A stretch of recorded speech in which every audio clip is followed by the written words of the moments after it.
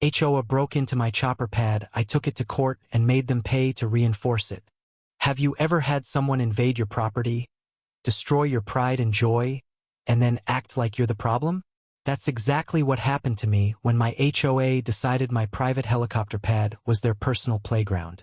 What followed was a battle of wills, a shocking betrayal, and a courtroom showdown that left the HOA scrambling to cover their tracks and their wallets. It all started when I moved to Sunnyridge Estates, a gated community in Nevada promising luxury living and privacy. As a retired pilot with a small helicopter I used for weekend joyrides, I made sure my property had a permitted, fully compliant chopper pad in the backyard. The HOA's covenants, conditions, and restrictions, CC and RS, had no rules against it, and the county approved my plans. Everything was smooth for 2 years until Karen Vanderholt became HOA president. Karen, a self-appointed guardian of neighborhood aesthetics, decided my chopper was an eyesore. Never mind that my pad was tucked behind a privacy fence, invisible from the street.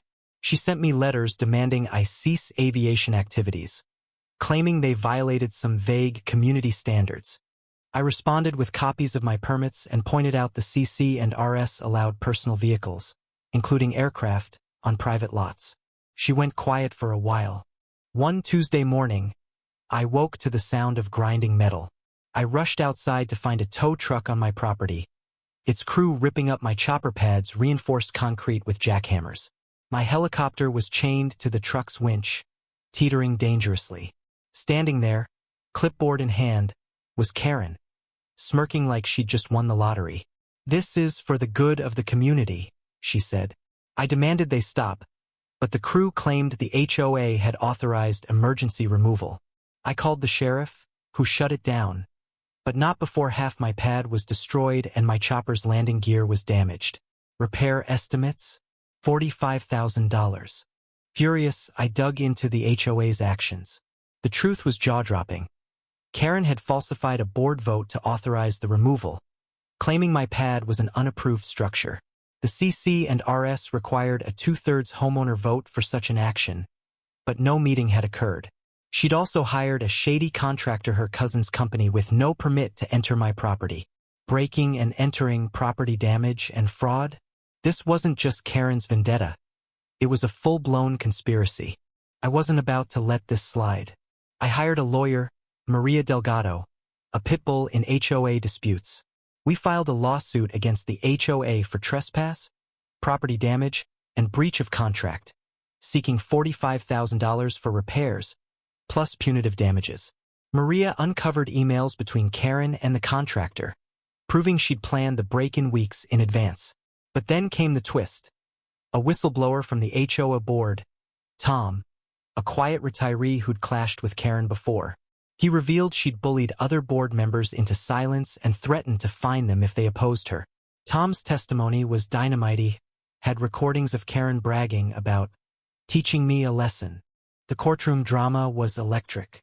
Karen took the stand, all crocodile tears, claiming she acted to protect property values. Maria dismantled her, presenting the falsified vote, the emails, and Tom's recordings. The judge's face grew darker with every lie Karen spun. The HOA's lawyer tried to pin the blame on the contractor, but the paper trail led straight to Karen's doorstep. Homeowners packed the gallery, some cheering quietly as Maria landed blow after blow. One woman, a neighbor I barely knew, whispered, "She's been terrorizing us for years." Karen's empire crumbled fast. The judge ruled in my favor, slamming the HOA with $45,000 for repairs, $20,000 in punitive damages, and $15,000 for my legal fees. But the real kicker?